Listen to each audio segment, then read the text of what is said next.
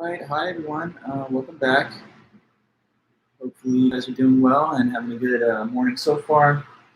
Just a couple minutes here, well, 1.5 really to be exact, and then we'll get started.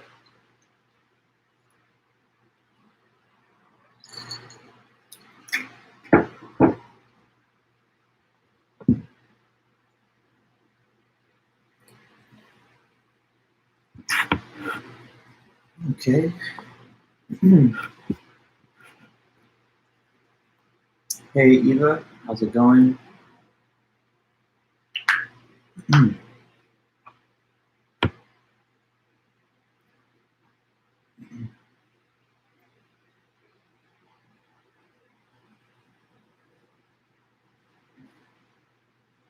Hey Drew, Senna, everybody here.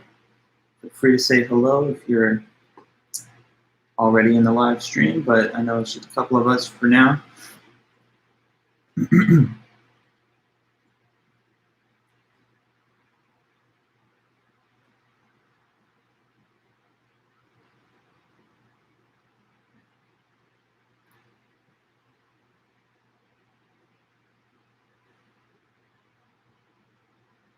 Hey Anthony, Kelly, everybody there. Good to see you guys.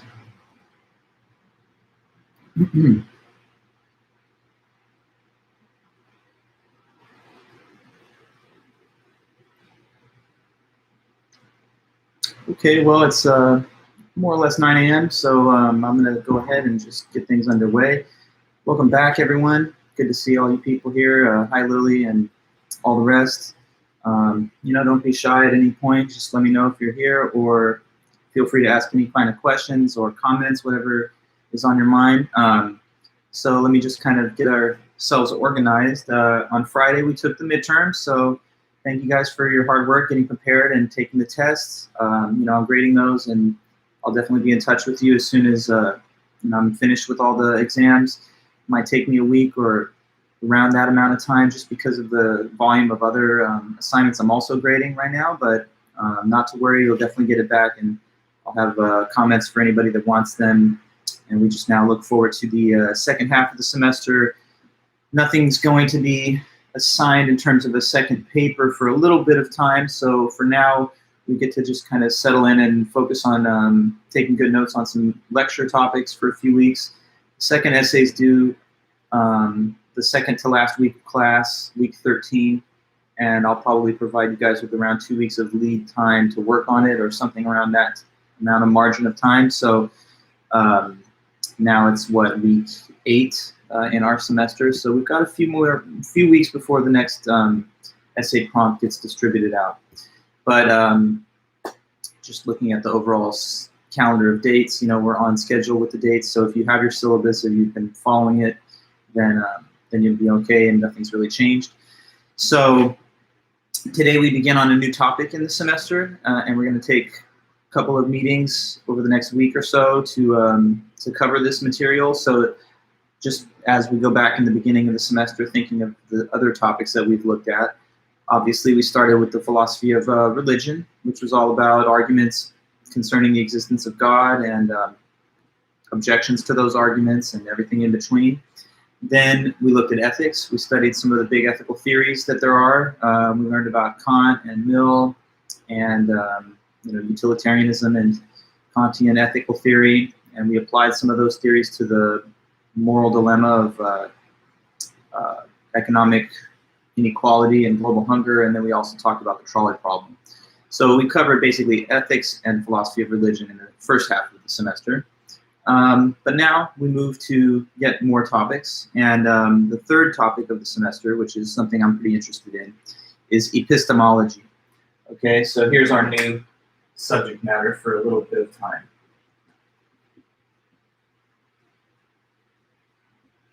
Okay, so epistemology is yet another branch of philosophy.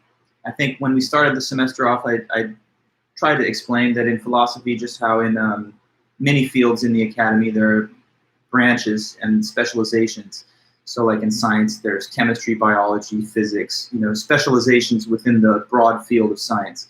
And in philosophy, there's specializations here too. There's philosophy of religion, ethics, and another big topic is this branch, which is called epistemology. So this is a fancy sounding word, but what it really means is the study of knowledge.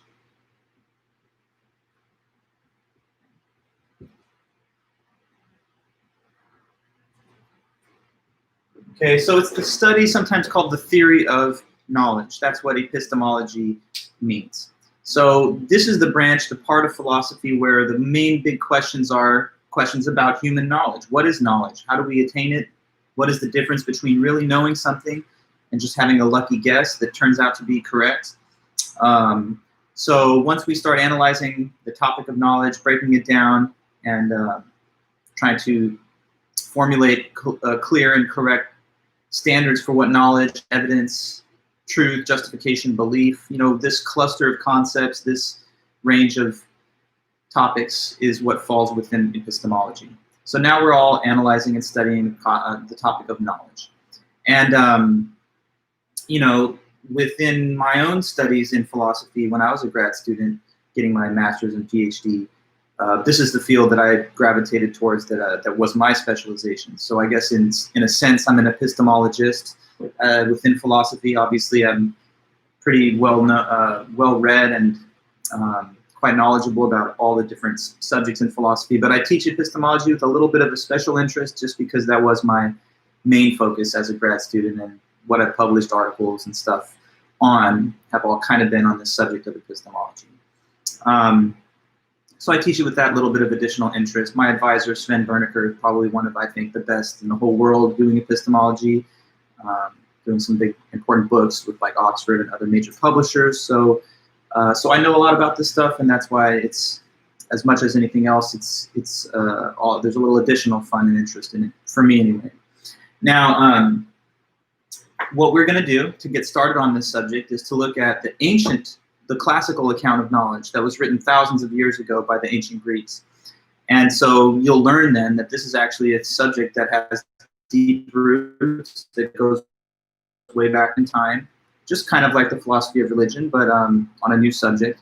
So the ancient Greeks have ideas about what knowledge is, and we will learn the classical account that really kind of remained the standard, the dominant definition or account of knowledge for thousands of years, until randomly in 1963, an American philosopher named Edmund Gettier published a very short paper that basically undermined and eliminated the classical definition of knowledge, showed that it wasn't correct, showed that it was not sufficient.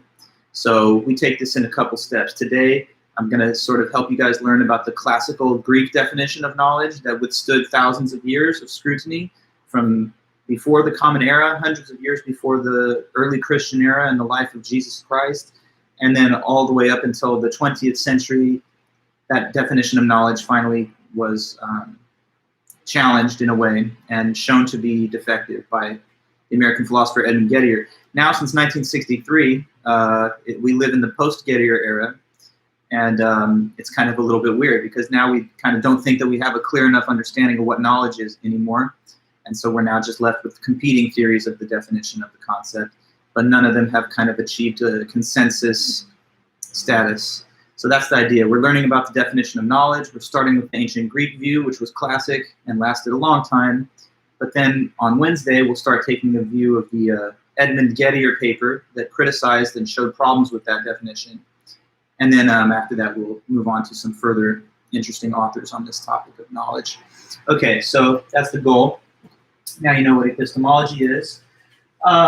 So before I launch into a detailed breakdown of the concept of knowledge that was provided by the ancient Greek writers, I want to tell you a little bit about some of these figures, because today's lesson is all about writings of Plato, and the character who is the speaker and main figure in a lot of these Platonic writings is Socrates. So I want to then basically tell you guys who is Socrates and who was his disciple and student Plato.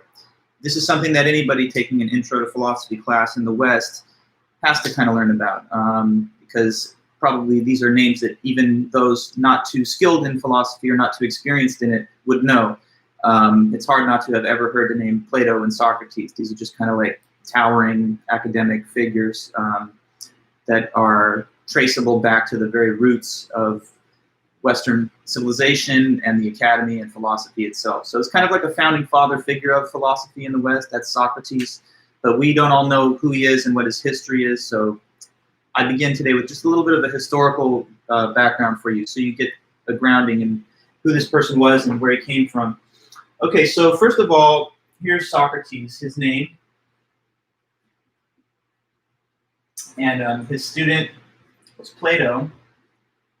Now, the dates of Socrates' life, he lived from 469 until 399 BC. Plato, he lived from 427 until 428, thank you, until 347 BC. Okay, so why is the person's year of birth a larger number than the year of death? Because these are people who lived hundreds of years before the Julian calendar started with the beginning of the Christian era. So Socrates was born 469 years before the Common Era, and he died 399 years before the Common Era. So he lived 70 years in total, lifespan of 70 years, from 469 to 399. Now, Plato is a little bit younger than Socrates by a few generations. So that's why he's the student of Socrates. This is his pupil. He is the elder. So 41 years into Socrates' life, Plato was born in 428, and he continues to live on until 347 BC. So another 52 years on later than Socrates is the end of his life. Now, these folks are from Athens, Greece. Okay, so you all know Greece, part of Europe, Mediterranean over there, and Athens is where they're both from. This is sometimes regarded as like the cradle of Western civilization, the Greco-Roman part of Europe in this particular time in world history. So about Socrates, he had an interesting life story, and I'm just going to tell you a little bit about it. So way back then, okay, we're going back in time, thousands of years ago, 2,400 years ago approximately, to the life of Socrates. Now, what he used to do back then is that he would sit in the town square of Athens. So the town square of Athens would be kind of like the equivalent of like a modern downtown area, bustling with commerce and social life, people engaging in trade, bartering, all that kind of stuff. Of course, without all the trappings of modernism, but nonetheless, a bustling hub of commerce and social activity. That's the town square. So Socrates would set up in the town square, and he would engage people in conversation and dialogue from all different walks of life. And he acquired a kind of famous reputation for being an amazing conversationalist and a very sharp wit. And what he would actually do is people would engage in deep intellectual conversation with him. And by the time they were done talking to Socrates, they would have their minds changed in an important way about something significant. Like, so they would come into a conversation full of confidence that they knew exactly what something was all about. And then by the time Socrates finished having a lengthy philosophical dialogue with the person, they would exit the conversation feeling like they had a new perspective, or that they changed their mind, or that at least they no longer claimed to have such confidence that they came into it with. They had a new point of view, opened up to them. And like, so for one example, it could be that a powerful general is talking to Socrates and he's questioning him about what is justice. And the general starts off with a kind of cynical view that justice is just power, might makes right. So whoever has stronger power gets to determine what is called so-called just or unjust. But then by the time Socrates finishes their lengthy dialogue and discussion, the general leaves the conversation saying, never mind, I think it's something different now, that it's something like action in accordance with virtue, to uphold the right principles. So yeah, he had this amazing ability to basically engage people with dialogue and discussion, and to change their minds and open their minds on a whole range of topics. What is love? What is justice? What is knowledge, for example, as we're going to learn today. So that was his whole thing. And he did this with people of all walks of life, from people high up in the Athenian government to just everyday peasants and people working a trade. Now, he became so famous for this method of dialogue and discussion that there was a word invented to refer to it. So that word is elenchus. Elenchus is just this Greek word which refers to the Socrates' distinctive method of critical question and answer dialogue. So that's the definition of that. Socrates' method of critical Q&A, I'll say, question and answer. This is nowadays sometimes just called the Socratic method, named after Socrates, obviously. And it's a very gentle form of leading discussion where by means of giving certain questions and eliciting answers from the interlocutor, he would lead them to new insights and realizations. So, you know, like he would say, but don't you agree that without a standard of moral goodness, there's no such thing as justice? Another guy would say, maybe, but what do you mean? And then he would continue to draw out a more detailed understanding from the person until at a certain time they would no longer profess to have the same perspective or point of view they came into the whole discussion with. So Elenchus coined the phrase to call it by his method. Now, like I told you, he did this all the time and he acquired a reputation. And some people really thought that it was pretty impressive and cool that he did this. As a matter of fact, there was a group of younger men that were like kind of his followers, okay? And they would just like to kind of go to the town square and kick back and hang out and just listen to him talk to people and take notes and try and like learn from the great conversationalist, intellect, and scholar Socrates. So yeah, like Plato was one of these younger people, a couple generations younger than Socrates, who would just hang out and listen to him talk to people. They thought it was inspiring. They thought it was cool that he would be willing to challenge the received wisdom that they had maybe heard from their parents or from their teachers or from other authority figures. So he was an inspiration to a lot of young people, is what I'm saying. Like young men in particular would listen to him talk. And Plato was one of those guys. But at the same time, even though he had a fan sort of following of people that respected and admired his ways, there was also a backlash against him by some. So what I'm telling you now is that in the Athenian government, you know, they kind of caught on to the fact that Socrates is in the town square having these deep, interesting conversations with people, changing their minds and inspiring the youth. And that was looked at as something threatening to some people in the Athenian government. Like some of them were worried that if Socrates, if we don't check him in some way, he's going to start having undue influence over our young people. Maybe they will no longer follow our words. Maybe they will no longer listen to our teachings. So essentially, people worried that Socrates would become subversive to the youth and influence them in a way that they would become rebellious, or that they would no longer believe in the Greek gods, or that they would stop following the orders of government. So anyway, this is kind of like a paranoid, overhyped fear, because Socrates is really a perfectly peaceful and gentle person who just likes to talk and have conversation. But anyway, that's the sort of negative attitude that developed in some circles of the government about him. So what was decided was we need to send somebody out there, a messenger from the government to Socrates, and give him an ultimatum that he basically needs to stop whatever he's doing in the town square. If they call it philosophy, he needs to stop doing so-called philosophy. So they sent a messenger to Socrates, and the messenger shows up, says, hey, Socrates, look, here's the deal. The government doesn't like what you're doing, so Athens is asking you to stop, and we have to make it clear to you that you got to stop. So we don't want you practicing philosophy. We say you're corrupting the youth, and we can't allow that. So if you keep doing it, we're going to come back and we're going to press charges against you and arrest you for something.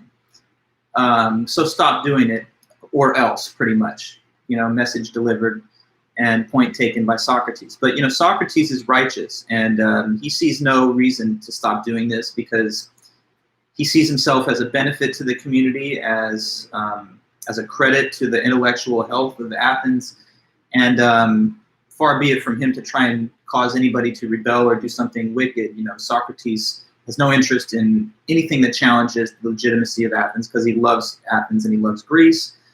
So he finds this to be an illegitimate, unjust demand placed on him, and therefore he just keeps on doing philosophy in the town square like he always has. But because of that, the authorities, of course, determined that he didn't follow their demand. And so they did then arrest him, okay? So they arrested him and put him on trial. And this is the next step in the sort of story of Socrates' life, when he gets arrested and put on trial in Athens. Now, these different events of Socrates' life, how do we know about them? It's an interesting little piece of history for you. So Socrates himself never actually wrote anything down with his own hands. The only reason that we know all these facts about his life is because of the accounts that were written by other people with whom he had contact, and especially Plato. So if not for Plato's writings and a couple of other people, we might not have these detailed knowledges of the events of Socrates' own life. That's interesting right off the bat. Now, but there's no doubt that he was a historical figure. That's something that you should know for sure. There's no historical debate about whether he was a real human being in the past, because there are actually other contemporaneous records from the time that attest to his existence, like the playwright Aristophanes, during the same time period they lived, wrote a play called The Clouds, and he uses Socrates as a character in the play just because he was so well known to people of Athens. And then there are like some ancient court records too. So he definitely was a real figure. Now, how much of the content of these Platonic writings that feature Socrates, how much of it is historically the accurate Socrates, and how much of it is Plato using his teacher Socrates as like a figurehead for the expansion, for the expression of his own ideas? That's something that's a little more of a scholarly debate, like how historically accurate are all the accounts written of Socrates? But one way or the other, the truth is somewhere in the middle, as you guys probably know. There's a lot of historical fact within these accounts written. Some of them may be a bit embellished also, as to be expected. But anyway, in the different Platonic, as they are called, dialogues, so those are the writings of Plato, the student of Socrates, he wrote a whole bunch of books and articles and essays where he delivers these philosophically interesting insights, but he uses the character of Socrates as the main character who speaks in all these writings. So that's what Platonic dialogues are. And they're called dialogues because they take the format of like almost a play where the characters speak in turn when they have their lines. And Socrates is always one of the main characters that's having an intellectual discussion with someone else. Now, in one of the Platonic dialogues, we learn about the trial of Socrates. And so what I'm telling you about next, you can read about it if you ever really want to go deeper into the study of the ancient Greeks. You would read Plato's Apology. And the Apology is his title for the dialogue, which completely reviews and discusses the trial of Socrates. So anyway, Socrates' trial in the Apology.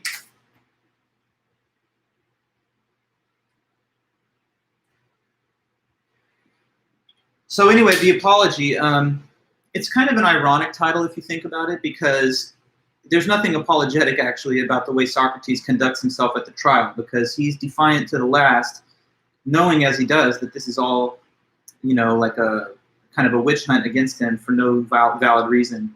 So, he gets to go up there and make his argument, and there's also attorneys from the state of Athens that are prosecuting, trying to make the case against him. And what they're trying to bring against him is a charge that he's corrupting the youth and causing them to no longer believe in the pantheon of Greek gods of Athens. So that's the charge that he's facing, and he's got to defend himself. Now, back in Athens, way back in the day that I'm talking about, there was such a thing as a criminal justice system, and there was a jury trial system, which is kind of like an ancient ancestor to our contemporary jury trial system. But in our system here in the United States today, as you know, your jury is like a panel of 13 citizens that have been agreed to by both attorneys on the prosecution and defense. In Athens, though, there was widespread community involvement in paneling a jury. In fact, it would be all of the adult male citizens that were eligible to serve on a jury that would participate in the trial process. So instead of having like 12 or 13 citizens that sit on the jury, you have hundreds and hundreds of adult men. And so it'd be like a big auditorium seating type of event, and there would be widespread community involvement in the trial. So there weren't a ton of trials, but when there were, most all of the adult men would be sitting on the jury. So here's Socrates, and he acts in his own defense, making an argument against the state's case that he's corrupted the youth.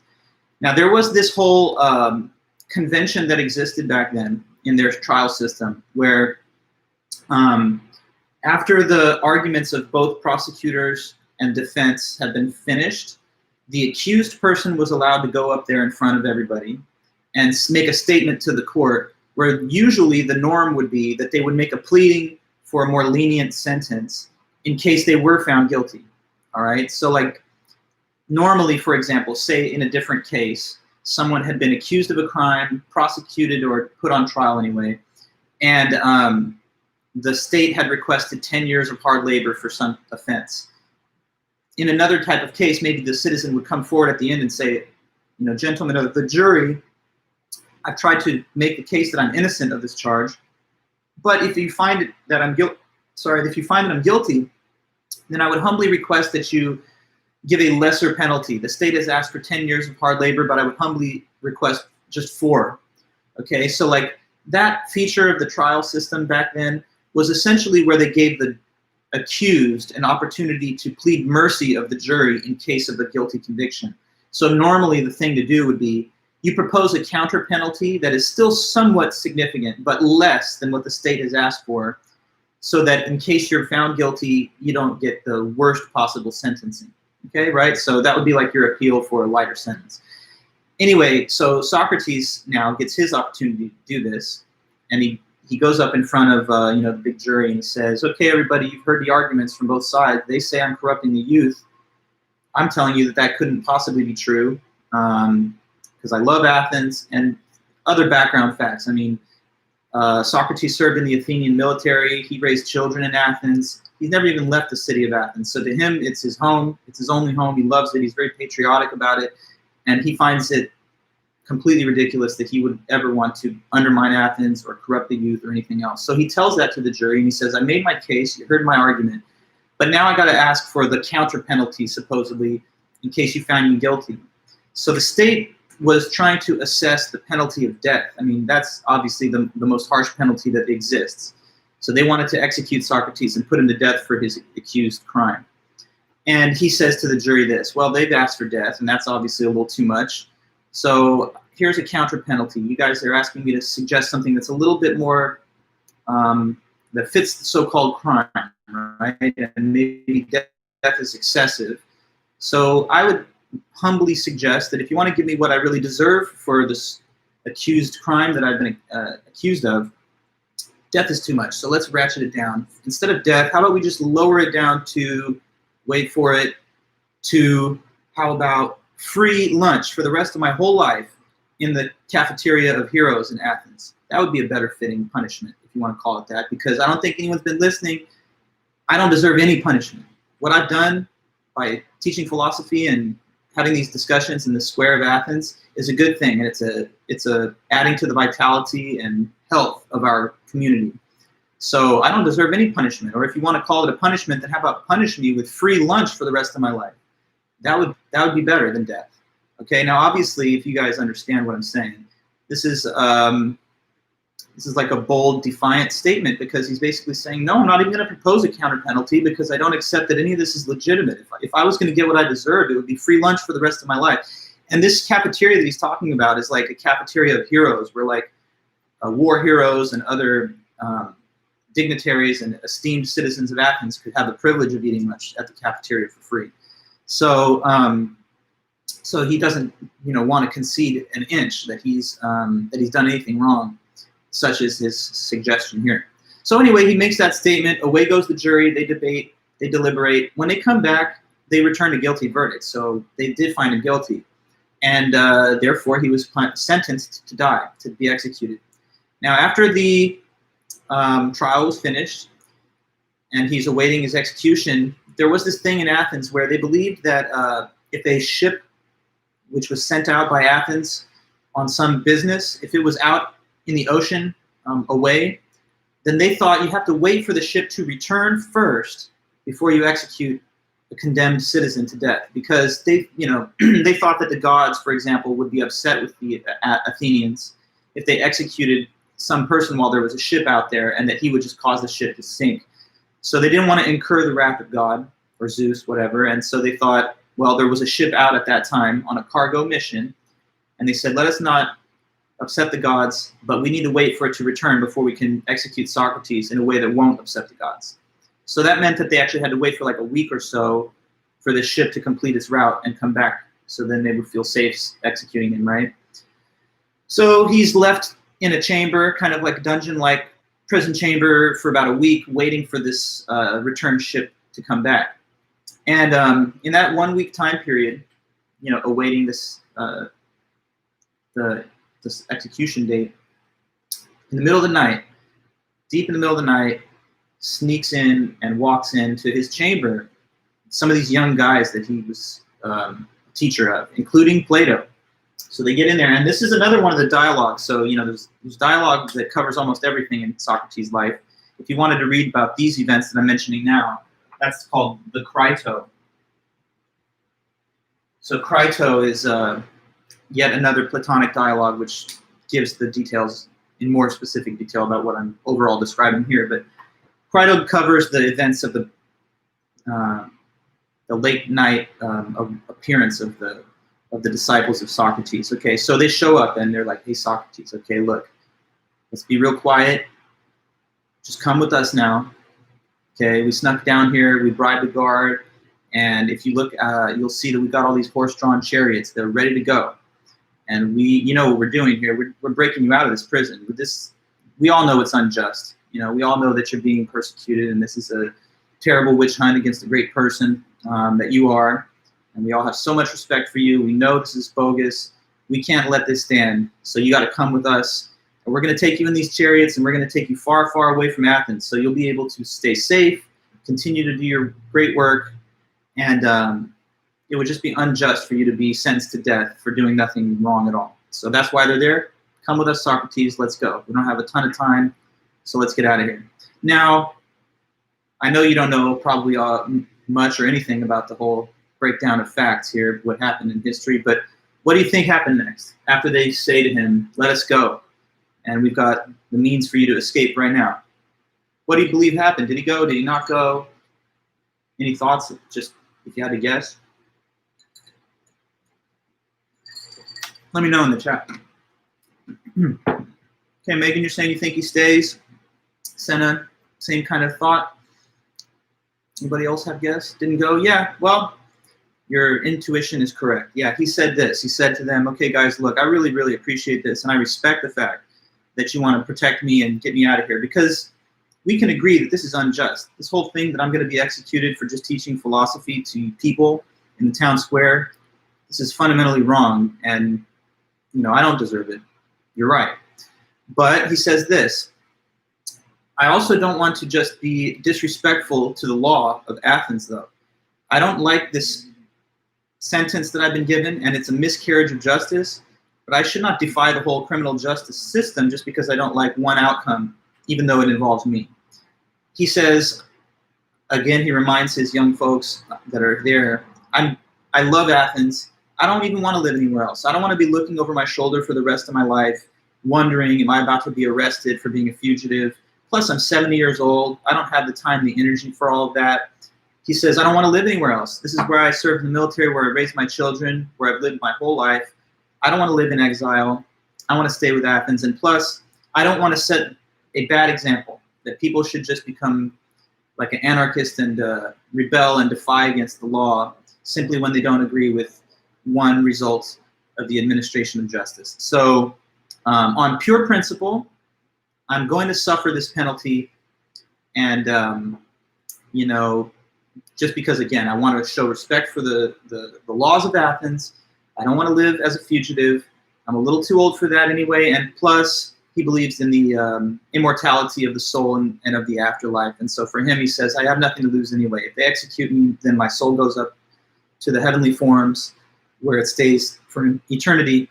So I'll be all right, and don't worry. So they plead with him. They try to reason with him, but Socrates can't have his mind changed on this. So, he won't yield, and he's going to stay. Anyway, then I think next day or something, the ship does make its way back in its return, and then he is executed. And so the method of execution was to drink poison. It's called hemlock poison.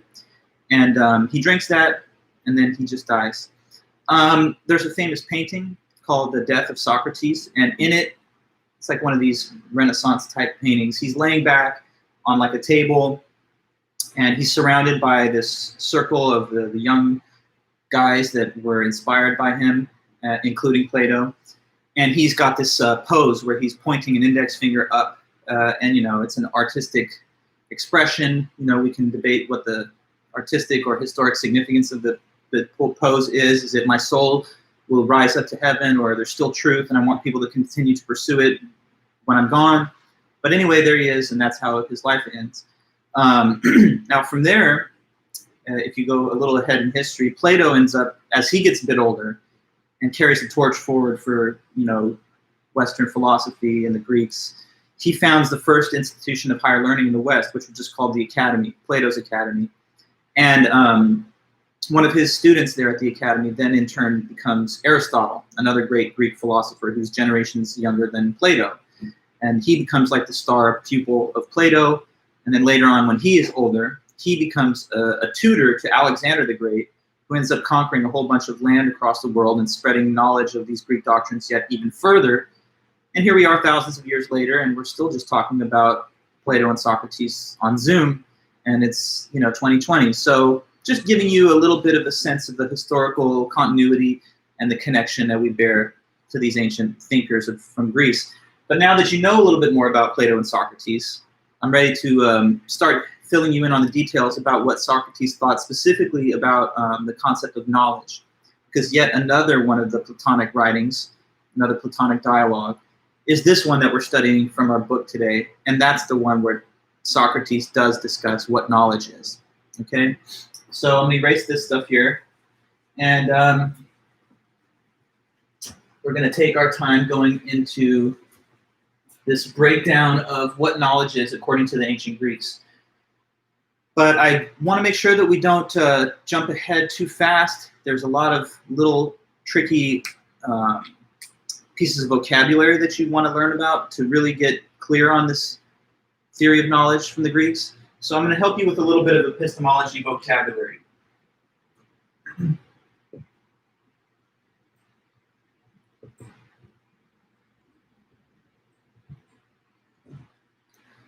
Okay, so what we're going to list here and define are some of the very basic fundamental concepts, the nuts and bolts that you kind of have to learn a little bit about at least, so that we can fully grasp these lessons on the doctrine or the Greek doctrine of knowledge.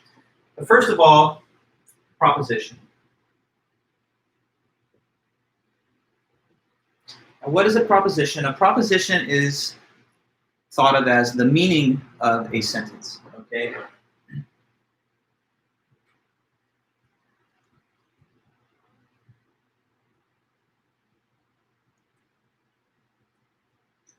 Okay, so you might see that definition and be at first a little confused, which is fair because you're seeing it and you're thinking meaning of a sentence. How is that different from the sentence itself? Well, there is a little bit of difference. Let me explain, for example. Now here I'm going to write two sentences, okay? Sentence number one, the snow is white.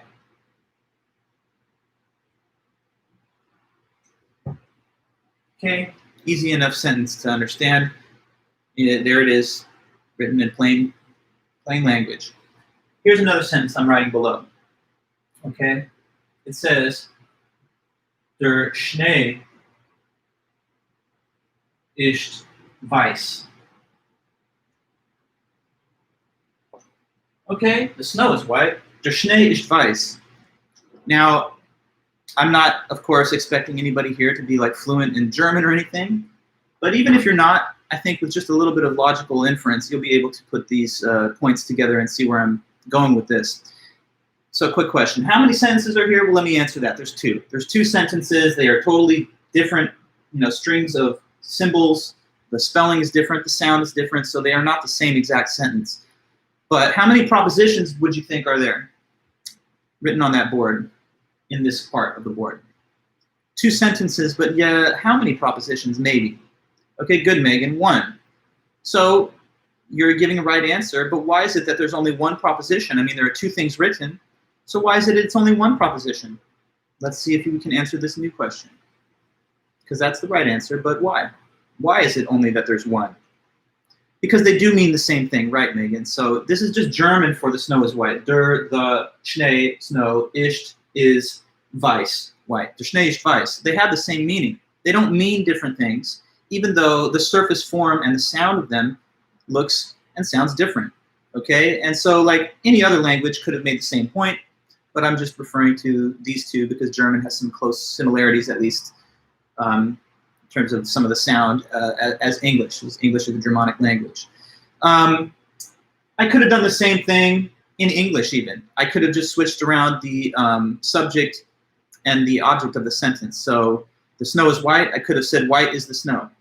Would that express any different information? No. It would give the same information across, just instead of making the snow the subject of the sentence, white becomes the subject, and snow then becomes something that is attributed of whiteness.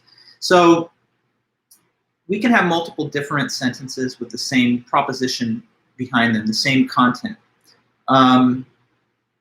It's important to know that because propositions are the things which we are said to either know or not know. So the first thing I have to start with is just what is a proposition? It's the meaning of a sentence. Okay, good. Now, next.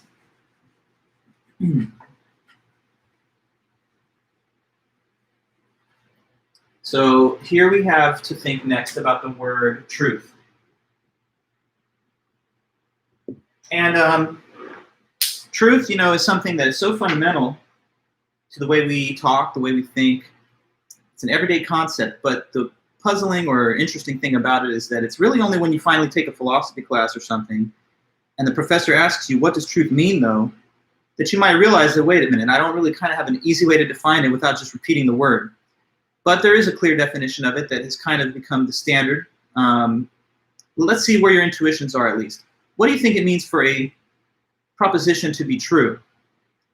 For a sentence or a proposition to be true, what do you think that means? If a statement is true. What is a true statement? Let's see what you can throw at me. I mean, it doesn't have to be like a perfect answer to start, just to get ourselves thinking. Okay, so you say correct facts. Good. Yes, I think that's on the right track. The only thing about it, though, Cameron, is that when you say correct facts, the word correct is kind of like a synonym for true. So it sort of sounds like truth means true and true facts. So that's the tricky thing. It's always hard, I know, for any student or anybody coming up with a definition of truth to not just say, you know, true stuff, but then that's a circular definition. So without saying truth or a synonym of it, what can one say? And then you say this next, something that has proof of its existence, abstract or concrete. Okay, well, let me correct that a little bit. And I understand why you say that. In fact, that's the most common answer that I usually get when I ask this question during this type of lecture every semester. A student will say, oh, something proven or something that can be proven. But actually, something can be true even if there's no proof of it at all right? Like, let me give you an example. Could you imagine a situation where someone committed a horrible crime like murder and buried a body and nobody ever found that body, and so everyone else is just like, where'd they go? They went missing. Now, wouldn't it be true that they were killed if that's the way it happened? Yes, that could very well be true. Couldn't it be true even if nobody knew about it and nobody could prove it? Do you understand what I'm saying? Like, so things can be true even if nobody knows it. Here, I'll give you more examples like that. Take the number of people that are living right now on the planet Earth. Like, if we could freeze time right now, because I know there's always people being born and dying every second, but like, if freeze frame of time right now, you know, push pause on like a live video playing. At that moment, on that time signature, there's a certain number of human beings alive. Now, could it be an even number? It certainly could. But would I be able to prove it? No. Right? So like, there can be a fact, and a lot of times we know these facts because we have the proof. But sometimes there are facts that we don't ourselves know about, even though they are in fact true. Okay, so Megan, you say something that is accepted to have no counter argument. But that's also not necessarily the right answer, Megan, because people can deny the facts, and they always do. I mean, it's an annoying thing, but people do that. You can confront somebody with indisputable proof, and they'll be like, well, I don't know, what's your source, and how do you even know the source isn't just like a fake or whatever. So facts can exist even when they're in dispute, you know? So Anthony, I think this is a good suggestion that you're getting to, the reality of something. Let me just clarify with one little extra point to bring that out into clear focus. So truth has to do with a match between a statement and then the facts in the world. Okay, so like if I tell you right now I'm wearing a hat, is that true? You can tell me yes or no. Am I wearing a hat? Is that true or is that false? I'm talking about right now. No, I'm not wearing a hat. So if I tell you I'm wearing a hat, I'm speaking something false. I'm either lying or I'm on drugs, seeing things and thinking I'm having a hat, but it would not be an actual fact. So a statement has a status. It's either a true statement or it is a false statement. It's never both, and it's always exactly one or the other. And whether it's true or false depends on whether the world matches what was said. So if I tell you I'm wearing glasses, now is that true? That is true. And it's because, unlike the first statement, that's what's really happening right here. So a statement can either correspond to the facts or it cannot match those facts. When it matches it, then it's a true statement. So if I tell you that this lecture is being taped in Long Beach, that's true because that is the fact. If I lied to you and I said, oh, I'm taping this right now from Portland, where I'm just hanging out in Portland, that would not be a true statement. It would be something I would say, but it would not match the actual facts. It would not mirror the real circumstances. Okay, so truth. It is then when what a proposition says matches the facts of reality. Okay? No, it is not based on what the majority sees as reality at all. No, 100% no. It's just what reality actually is. 100% of people could all be wrong. Suppose that 100% of people are all like in a cult and they think that if they don't drink Kool-Aid or something, then they're going to be not rescued by the aliens when they come on a comet. This has really happened, okay? Like the Heaven's Gate cult members and stuff. So in that group, the majority has a totally warped version of reality that's false. So facts don't depend on anybody's opinion. The facts just are what they are. And an opinion can be true or false, but if it doesn't match the facts, then it's false. Because truth is objective. Truth is not subjective. But we'll get into what is subjective in a minute when we talk about belief. Anyway, so truth. When what a proposition says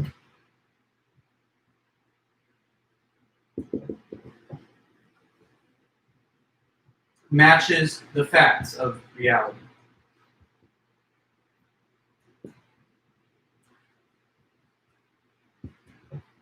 So it's all about that. It's the content of the proposition matching the actual facts in the world.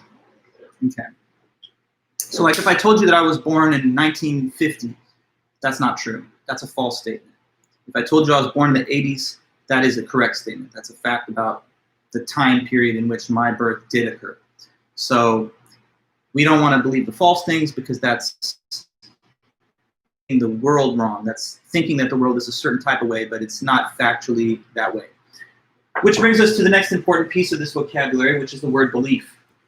Okay? Now, let's see if we can quickly get this one on the table before we close for today, and then on Wednesday we'll just continue on this same theme. We have a little bit more to work on to finish up the writing of Socrates and his account of knowledge, and then we'll be able to, I think, quickly get through that and then talk about Gettier also on Wednesday. So, but first of all, belief.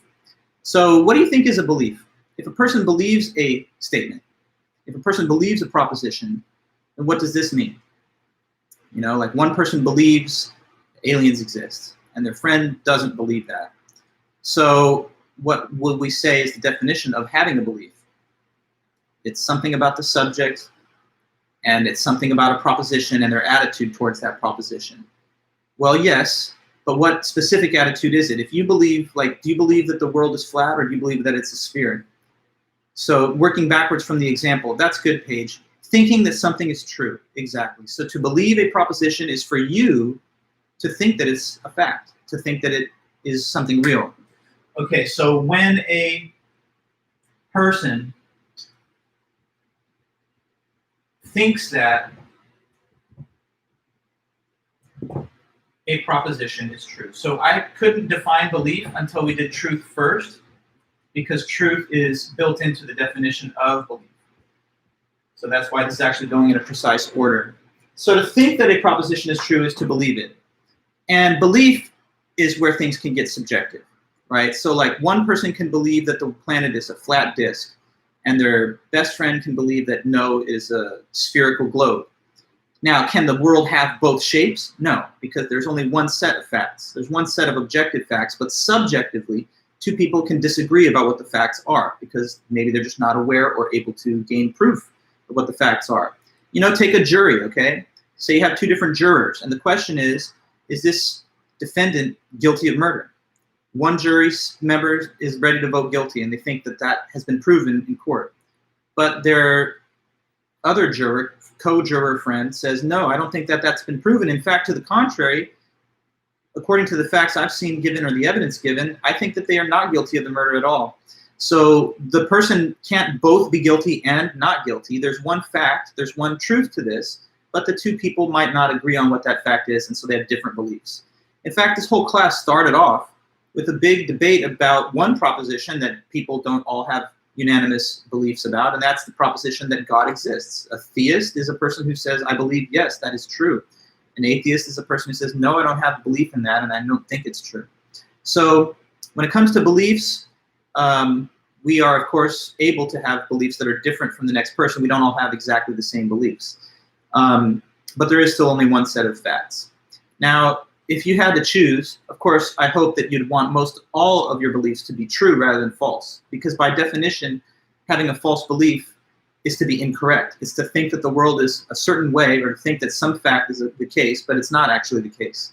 So when you have a lot of false beliefs in your head, you're kind of living in a fake version of reality, thinking that it's a certain way that it's actually not. So a good critical thinker, a wise person, tries their best to form true beliefs by using the best evidence. And that takes us to the next piece of terminology here, which is justification. So that's where we're going to have to pick up on Wednesday. We just have a little bit more to say about the definition of knowledge, but to give you a kind of preview, it's going to be a couple of these definitional concepts put together. So knowledge, according to the Greek doctrine, is a justified true belief, meaning that it's something that actually is a fact. Number two, you think it's a fact, so you believe it. And then number three, all important, is having evidence, justification. Justification is like good evidence or proof to support your belief. So according to the Greeks, that's when you actually know something. When you think something's true, by the way, it actually is true, and you have reasons to support it. JTB, justified true belief. So this has kind of been my build-up to get to that definition, but I need to speak to you a little more about how Plato and Socrates present this in the dialogue called the Meno. So if you haven't had a chance, do read the Meno by Wednesday, and also try to look at the Edmund Gettier. These are two very short articles. They're each like 2 pages, so even though they're somewhat dense, I know you can get through them without a lot of work. So go ahead and do that, and I'll be working on continuing through the grading of your midterms. For now, though, I guess we will let it go and close until Wednesday. So thanks, everybody, for showing up and for doing your hard work all semester, but I'll see you back then on Wednesday, okay? Take care and have a good one. Thanks.